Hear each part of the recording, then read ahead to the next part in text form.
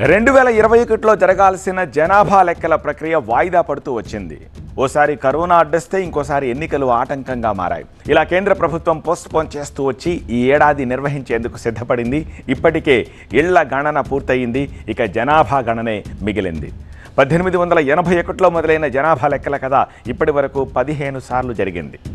స్వాతంత్రం వచ్చాక జరుగుతున్న 9వ జనాభా లెక్కలు కాస్త లేట్ అయినా సరే లేటెస్ట్గా జరుగుతున్నాయి. మొత్తం 40 ప్రశ్నలు మీ దగ్గరున్న సమాచారాన్ని అడగబోతున్నారు జనాభా లెక్కల అధికారులు.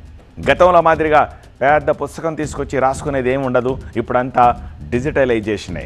దేశ చరిత్రలో మొట్టమొదటిసారి పూర్తి డిజిటల్గా జనగణన జరగబోతోంది.